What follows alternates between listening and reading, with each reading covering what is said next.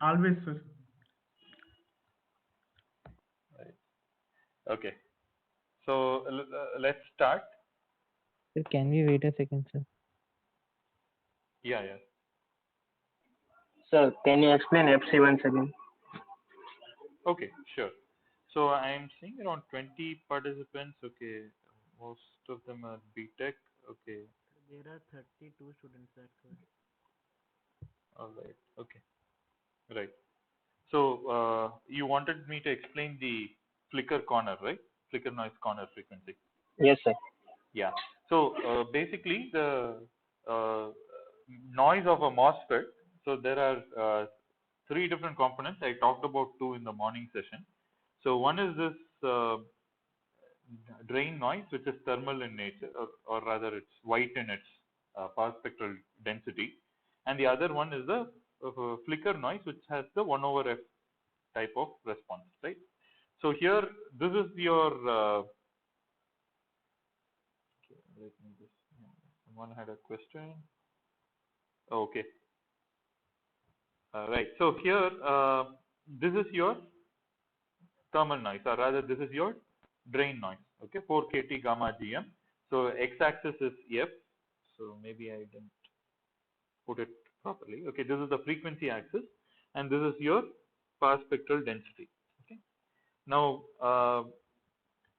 this curve is basically your 1 over F noise, and this curve is your total noise. So at lower frequencies, right, the noise is dominated by flicker noise, and at very high frequencies, the flicker noise becomes really insignificant, and it is dominated by the thermal noise. Okay, now there is a particular point at which the flicker noise becomes equal to the thermal noise.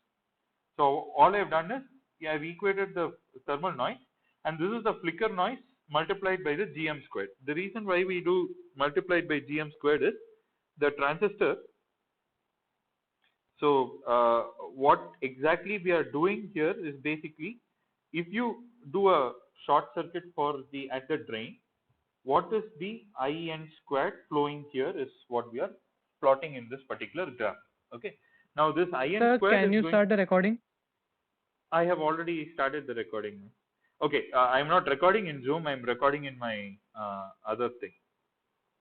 Okay, sir. I use a screen recorder, which I usually do. Yeah. So what we are measuring is basically the total short circuit output noise current power spectral density. Okay. Now this has one component, which is of course IND squared, which is 4 kT gamma GM, and we have a voltage component here, right? VNF squared, right? Now this voltage at the gate of the MOSFET, when you refer it to the output, at the output what happens? This gets multiplied by VNF squared into GM squared. Okay, so that's why this is the output noise current due to the flicker noise. This is the output noise current due to the drain thermal noise. Now at this FC, these two are equal. Okay, and that's how you basically get this equation. Is it clear? So the idea Yes, is, sir. yeah. So the idea is, if your operating frequency is beyond the flicker noise corner, you really don't care about flicker noise. Okay. For example, if in a particular technology node offered by a particular foundry, your flicker noise corner is, let's say, 100 megahertz. Okay. So if you are working at, let's say, 400 megahertz or 1 gigahertz, you really don't need to bother about your flicker noise. Okay. But suppose if your flicker noise corner, let's say, on 500 megahertz, and you are designing something at, let's say, 430 megahertz or something like that in that particular band, then you have to worry about flicker noise as well. But this also has a kind of a caveat that you cannot completely say that the flicker noise does not impact at all. This statement you will appreciate probably towards the end of this, where we'll talk about oscillators and so on. And you will see that flicker noise there gets up converted, and it appears as phase noise and things like that. Okay, so let's just leave it for that time whenever we do it. But as far as normal amplifiers are concerned, you don't really consider flicker noise at RF frequencies. You only talk about the drain thermal noise. Okay, and we will come back to flicker noise when we talk about oscillators, frequency synthesizers, PLLs, and so on. Okay, all right. So now I mentioned that there are three sources. The third source is what is called as gate resistance. Now this might be kind of it's not a misnomer, but probably not very easily intuitive, because always when we think of a MOSFET, what do we say? A MOSFET's input impedance is, at low frequencies, infinite. Okay, comparing a MOSFET and a BJT, right? For a BJT, we know that there is an R5 sitting at the, base, between the base and the emitter, and so we have to kind of take care of that and so on, right? But in a MOSFET, we don't have that, and it's mostly a capacitive load. When I say capacitive load, this is mainly due to the CGS capacitor, right? Gate to source capacitance, the CGS capacitor which sits here. Okay, and but when we talk about the gate resistance, what we are actually talking about is, if I draw the top view of the MOSFET, okay,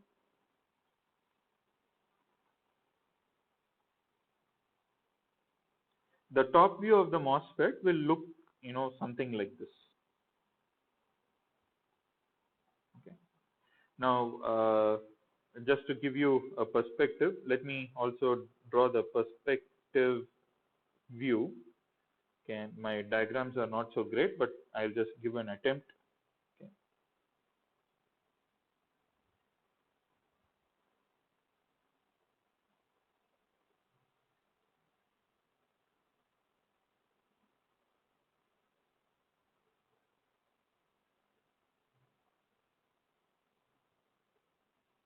Okay.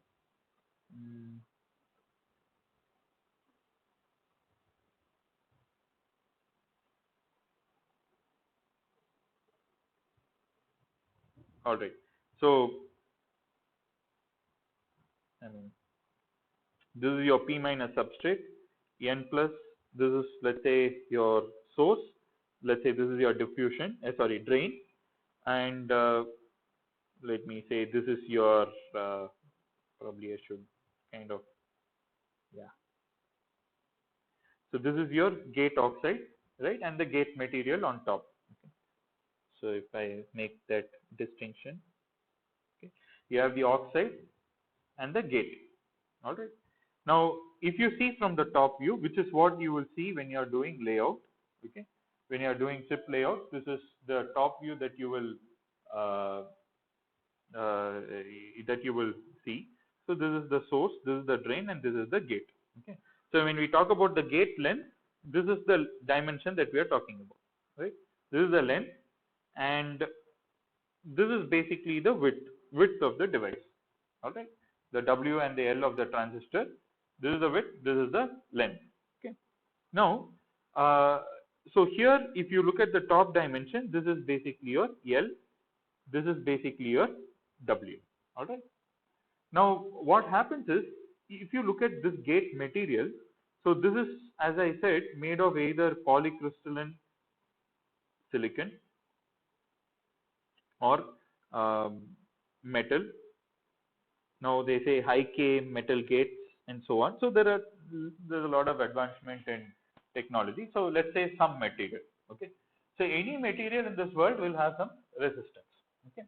Now this resistance. So if you kind of zoom in to this gate, let's say this is the gate. Now this resistance is distributed. Correct. So let us say you make contact with the gate here. So what do I mean by contact with the gate? So let me again go back to the cross section. Okay. So let's say this is your gate. Okay. Now usually in any CMOS process or any VLSI process, what happens is this is basically the bottom. This is the rock bottom. Okay. This is the substrate, silicon substrate. Right. Now on the substrate you do all this stuff to generate the MOSFET. Now after you do it, you have multiple layers on top which you can use for routing. So I don't know how many of you are familiar with PCB design PCB layout, PCB routing, and so on. I hope at least a few of you are familiar with it. So you know that you have 2-layer PCBs, 4-layer PCBs, 8-layer, multiple layer PCBs, and so on. So you can kind of think of it something like that. Okay. So you have option to route in multiple metal layers above this. Okay. So for example, if I want to connect this to, this is one more transistor, let's say. Okay, let's say I want to connect this and this.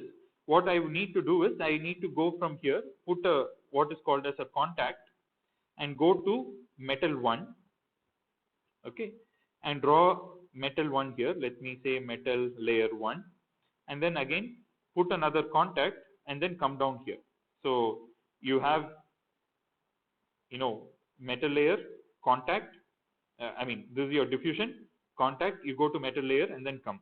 Now you can also go to the next layer. So for example, let's say you want to connect this gate. So gate also you will put a contact. So you will have another contact. You will go to metal 1. Now suppose you want to route it to this particular place, right? You want to connect it to here. You cannot come here in metal 1. Either you have to kind of go into the, go in the other axis and then basically into the plane of the screen and then come, which is also possible. Or you can also put a via.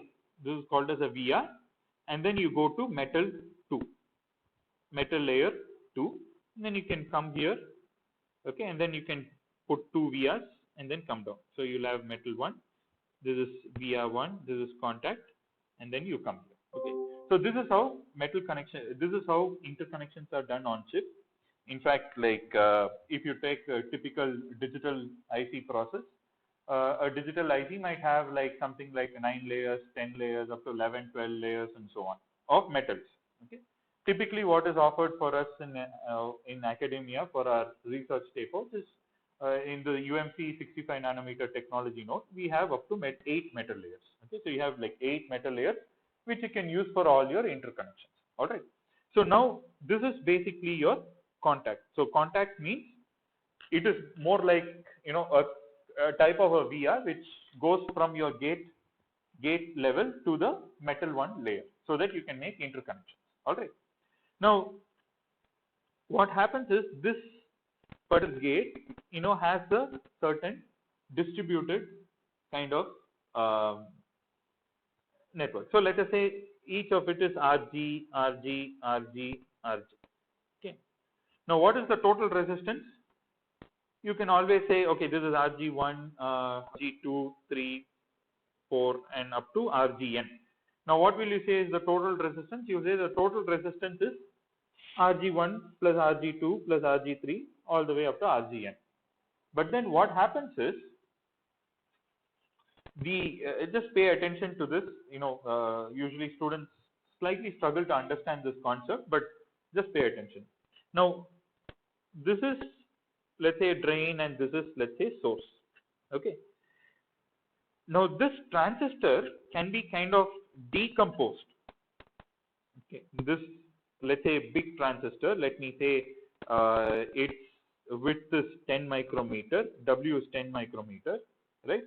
Can be decomposed as saying like I have RG1, and let's say I have width of 2 micron, and then goes to RG2, and this is another transistor of 2 micron, and then you have RG3 and so on, and then you finally have RG5, and then one more 2 micron device where all the sources are shorted, all the drains are shorted. Okay. Basically you are capturing the spatial effect of the transistor. Okay. This whole dimension is, let's say, 10 micrometers, right? And you have a distributed network of resistors, and this is an approximate way of modeling, saying that I'm kind of slicing this device into 5 equal parts. The part which is closer to this contact sees only RG1, and as you move away from this particular contact, right, As you move away from this, the region here will see a larger gate resistance than the region here. So that is what is captured in this equivalent circuit. Okay.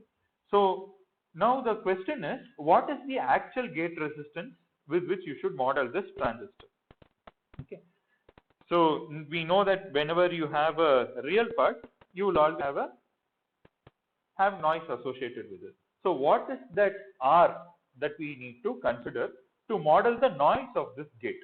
So it turns out when you have a distributed network like this, okay, and let us say the total Rg, let me go to the next slide. Let me write Rg as Rg1 plus Rg2 plus up to Rgn. Okay, this transistor can be modeled as, I mean, the end. So Rg is nothing but the end-to-end resistance. Okay, between this point and this point, you get Rg. Right now, this can be modeled as the effective resistance is taken as 1/3 this resistance. Okay? 1/3 this resistance, and therefore the noise associated with this is given by 4kT Rg by 3. Alright. So did you get the picture? So you have a device. This gate material has a resistive part, right? And this resistive part is distributed from one end of the gate to the other end of the gate, right? So what is the, if you take the entire resistance between the two terminals and you model the noise, that is not actually correct, because it is a distributed model, and therefore it has been found that it can be modeled as 1/3 the end-to-end resistance. Okay. Now, of course, this will come in series with your flicker noise also. So this is what is called as gate noise. And there is one more mechanism which is not very clearly understood, and it is not something which is very clearly even modeled in the model file so that you can simulate it, but its effect, people vary in their opinions about how, whether you should talk about it or not, which is basically like the drain noise gets coupled capacitively to the gate, but anyway, we will not go into it. So other than that, these three are the sources of noise. And typically, okay, what happens is at RF frequencies, okay, anyway, flicker noise is much smaller than 4kT gamma GM, and also 4kT gamma GM is usually much larger than 4kT Rg by 3. Okay, maybe not much larger, but it's typically larger. Okay, and or even if it is not so much larger, there are techniques to reduce this gate noise.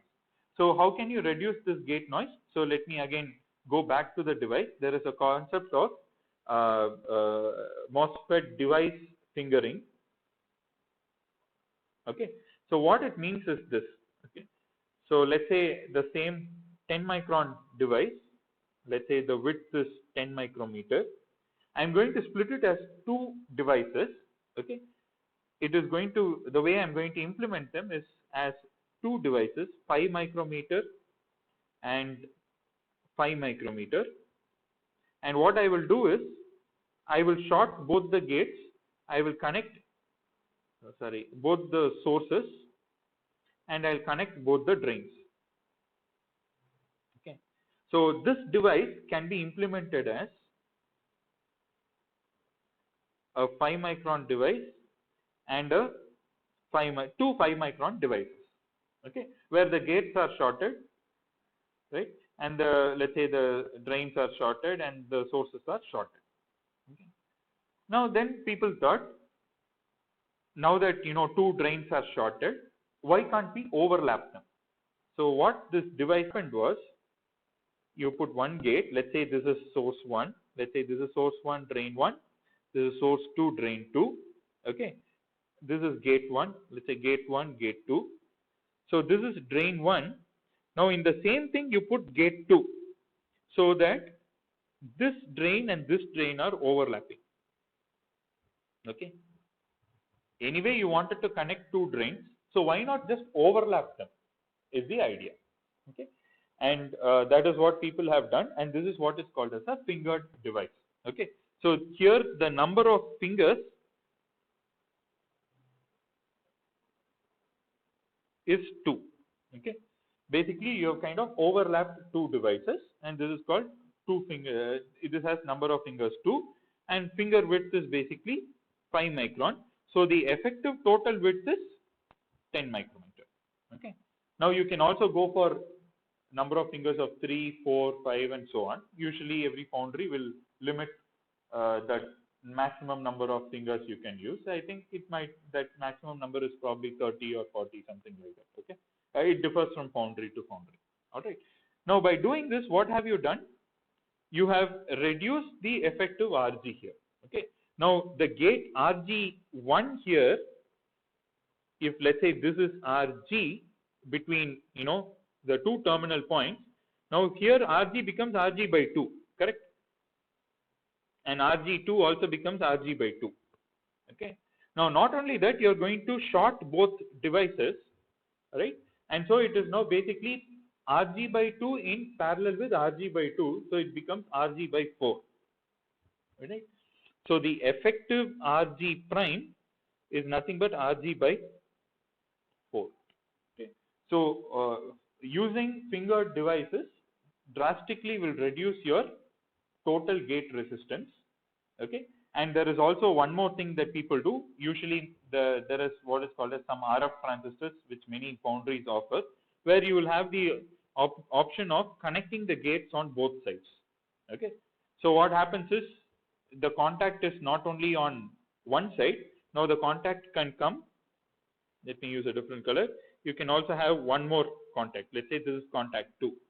Okay, so that means that the effective RG now reduces by a factor of even another factor of 2.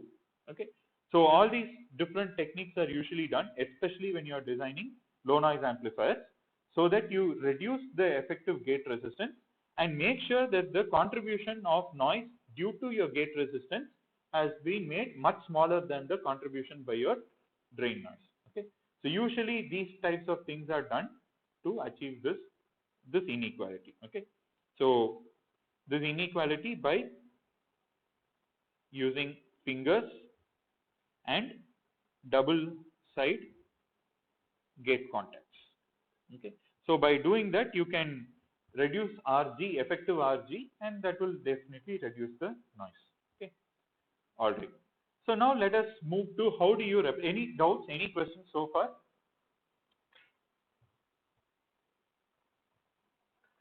Okay.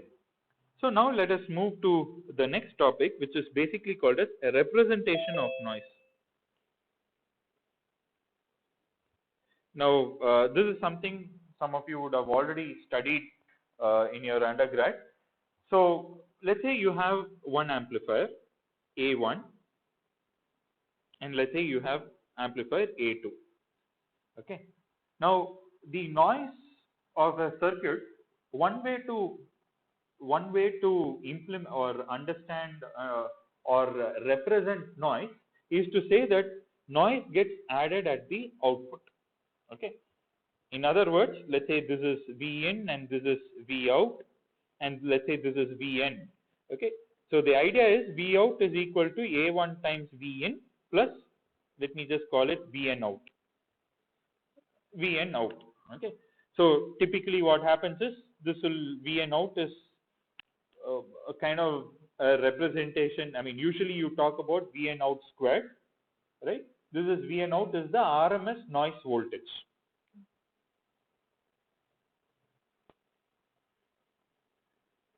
Okay. So this is the idea. So this is what is called as an output noise. Like you kind of take all the noise that is added by your amplifier. Your amplifier will have multiple components inside. It might have multiple transistors inside, resistors, and so on. Okay, and also inductors and capacitors which have some loss, whatever it is. Totally, it has some output noise, and that is modeled as this. Okay. Now, if you take two amplifiers, okay, let's say this is Vn1 and let's say this is Vn2 out. Okay. Now, how will you compare? Let us say the gain of this amplifier A1 is 10 and A2 is 15. Okay, and let's say VN1 out is, let's say let's say it is 5 nanovolt, not 5 nanovolt, let me just say 50 nanovolt per root hertz. Okay, this is the unit. You take your root of the mean squared voltage, you get, volt per root hertz. So if you look at any op-amp data sheet, you will see that the input referred noise is written in terms of, so many nanovolt per root hertz and so on. Okay, and let's say for this one it is 60 nanovolt per root hertz. Okay, VN2 out. Now, which amplifier is less noisy?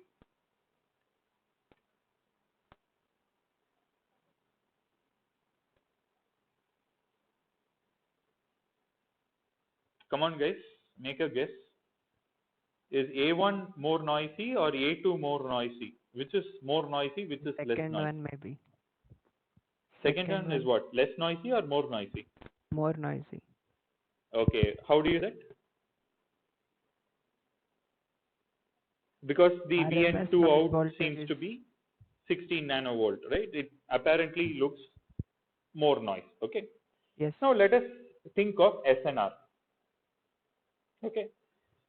So let us say there is for both the signals you are giving an amplitude of A. Okay. So what will be the output SNR here? If you just compute the voltage SNR, A1, so it will be 10 times A divided by 50 nanovolt, right? What will be the SNR here?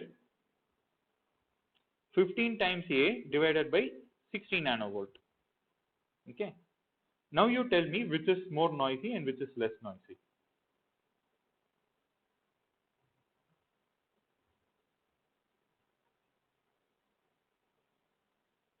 Let's say A is 1 millivolt. Okay. So 10 times 1 millivolt is 10 millivolt. This is 15 millivolt, right? Now which is have better SNR? Second one. Second one. Okay. This has better SNR, right? Okay. So that is why it is always not at all a good idea to look at how much noise an amplifier is adding. Okay. That is not a very good way of comparing two amplifiers. So like how I gave you this experiment, it's very easy to make a wrong conclusion. So which is why we go in for what is called as an input referred noise. Okay.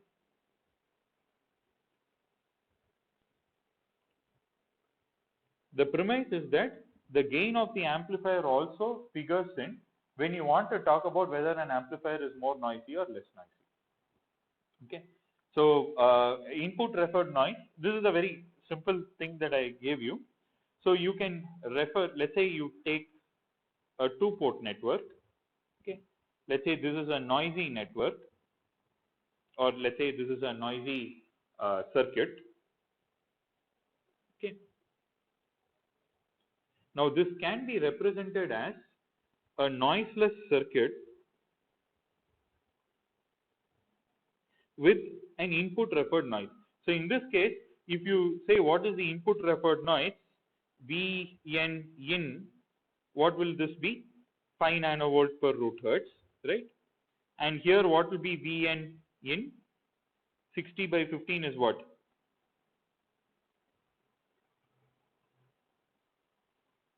Mm. 5. Oh, that is also 5. Oh, that is also 5, is it? Okay. Probably I should have chosen some better number. Okay. 4, sir. Let 4. me say, oh, sorry, 4. Correct. This is 4 nanovolt per root hertz. So now this is giving us a much better idea of which amplifier is less noisy, which is why if you, as I mentioned, you take any op-amp data sheet or any of these analog amplifiers, and you will see that, they'll have input referred noise is so much nanovolt per root hertz. Okay. So that's a good way to compare. Now, it is valid for an op-amp because the input impedance of an op-amp is very high. But whereas for RF circuits, the input impedance is not high. Okay. Typically, if you say you take an LNA, the input has to be matched to 50 ohm. So 50 ohm is definitely not at all a high impedance. pretty much a very low impedance. Okay, so the noise is modeled like this. Okay, you have a, okay, there's no point putting plus minus here. You have En squared, which is the voltage noise, and you also have In squared. Okay, so there is a voltage noise voltage in series with the input. Okay, and there is also a noise current which is in shunt with the input. So if this input basically has a certain input impedance, which will be the Rn or Zn, right?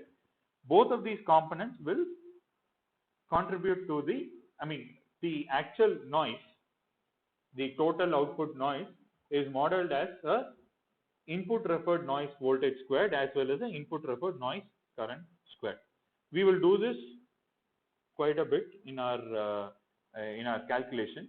Okay, and so for example, so what happens is when your input is, the way you will calculate this En squared and In squared is like this. Okay, so you short circuit the input. What will happen? You have a En squared, right? In squared will anyway fully flow through the short circuit, so that goes out of the picture, right? So En squared with the noiseless circuit should produce the same Vn out squared, okay, as a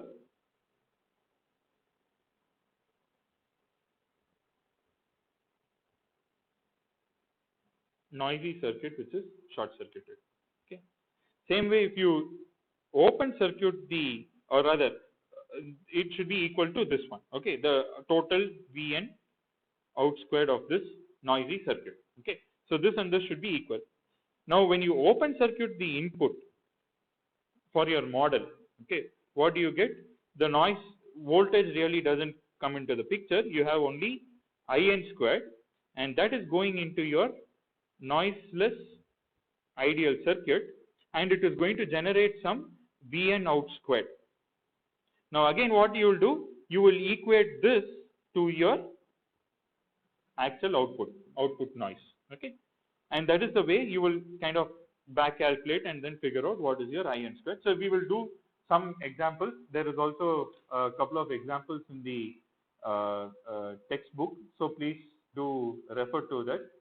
You will get a good idea. Okay, now what happens in typical RF systems is, instead of, it's a little tedious for us to denote it by En squared and In squared, and especially what happens is some of these things start depending on the noise, on the impedance of the previous stage. Okay, so for example, if you have, let's say this is amplifier or some stage 1 driving another stage 2. Okay, now how will you model this stage 2? You will say that this is En2 squared, and also there is an In2 squared like this. Now what happens is, this A1 itself will have a certain output impedance. Let me call it Rout1. Okay. Any amplifier will have a certain output impedance. Now what happens is, the current which flows out of this, only part of it will reach A2, the other part will flow here depending on Rout1, right? You have a current source, it sees two different impedances. It sees, looking here it sees Rn2, looking this side it sees Rout1. So there will be current division. Okay, so this type of modeling becomes extremely complicated, and it is valid only for a certain set of impedance. Okay, so which is why this is never used in RF systems to denote noise. So instead we have one more way of looking at noise. Okay, one more way of quantifying noise, and that is what is called as noise figure. Okay, so let me explain what is noise figure. Now if you look at an amplifier, let me again take the example of some amplifier A. Okay, now as I said, there is going to be some noise which is added here. Let me say Vn squared being added to this amplifier. Okay. So every source, any source for that matter, as I mentioned, like if you take an antenna, it will have its own radiation resistance. If you talk about any RF source, it will always have a source with its source resistance. Okay, and usually the source resistance for all RF systems is 50 ohms. Okay, in fact, the only exception is that I am aware of is cable television, where cable television operates at 75 ohm characteristic impedance. All other RF systems typically work at 50 ohm impedance, right? So now what happens is, at this point, let's say this is the input point, this either can be a source or this can be an antenna. Whatever it is, it will have some noise along with it, right? Because of this 50 ohm or the series resistance, right? So you will have a certain SNR in when the signal is coming to the input of your amplifier. Now at the output of the amplifier, what do you get? At the output of the amplifier, you get A times the signal. Okay, let's say this has let's talk about the power of the signal. So usually in RF systems, the input and the output impedances are 50 ohm. So let us say that there is a certain there is a certain impedance looking in, and it has a certain power, right? So A times P in is the output power, and what is the noise component here? A times noise in plus Vn squared, right? So now this is going to be your SNR out, correct? So for an amplifier, you have an SNR in and you have an SNR out. So one thing that you should always bear in mind is, any electronic system will only degrade your SNR. Okay, even if it's the best electronic system that you can put, the best low noise amplifier that you can put, it will only keep degrading your SNR as it progresses. All right. So the SNR that you get at the input is usually the best SNR that you'll always have. Okay, because as you can see here, the signal has been scaled by a factor of A, the noise also went up by a factor of A, and the amplifier has added its own noise here, right? This is the amplifier's own noise. So what can you say about SNR out? Always SNR out will be less than SNR in. So this is something that you should always keep in mind. So in a receiver chain, like you have the antenna and then your LNA, your mixer and your gain blocks and so on, whatever blocks you have, right, the SNR will only keep degrading as you go further down in the chain. Alright. So there is this parameter which is called as noise figure, which is defined as the ratio of the SNR at the input divided by the SNR at the output. Okay. So noise figure in normal natural numbers is this. Noise figure usually is expressed in dB, and that is nothing but 10 log SNR in divided by SNR out. Okay. So if you look at any RF amplifier, okay, especially the ones which are meant to be used for the receiver, you will always find a parameter called as noise figure being defined for the amplifier. Okay. And that noise figure basically means how much is your SNR going to degrade because of this amplifier. Okay. So the best noise figure, which is never ever, so in scalar quantities, can you tell me what is the SNR, that best SNR which can actually not be achieved?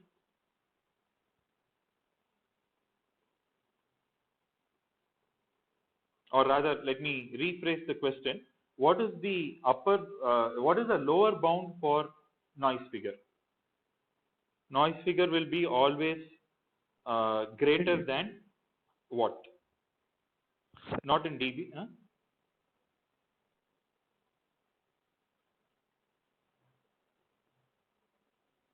Greater than 1, sir. Yeah, it will be always greater than 1, right? you can never have an amplifier which gives you SNR in equal to SNR out. Always SNR out will be lower than SNR in, which basically means that your noise figure in natural numbers will be always greater than 1, and in terms of dB it will always be greater than 0 dB. Okay, so typically you'll have, depending on the frequency range, of course, usually what happens is as you go up in frequency range, the noise figure also keeps going up. So for example, at 2.4 gigahertz and all that, you might have a noise figure of around, let's say, 2 point some dB. Okay, maybe exceptionally good LNA will have 1.9 dB, something like that, but usually around 2 to 3 dB will be the noise figure of your LNA, okay? And that is called as low noise amplifier. Okay. All right. So this concept of noise figure is something which is always used. Okay. So let us the same thing. I derived it in terms of some power. Let's do it in voltage quantities, and with that I will wind up today's class, and then we will continue the other things in tomorrow's class. Okay. So or let me say it's already 45, right? So any doubts, any questions? Maybe I'll do that in the next class. That will make it easier for me to continue the next section. Yeah. So any doubts, any questions? Okay. So then what we will do is we will wind up the class now, and we will continue in the next class.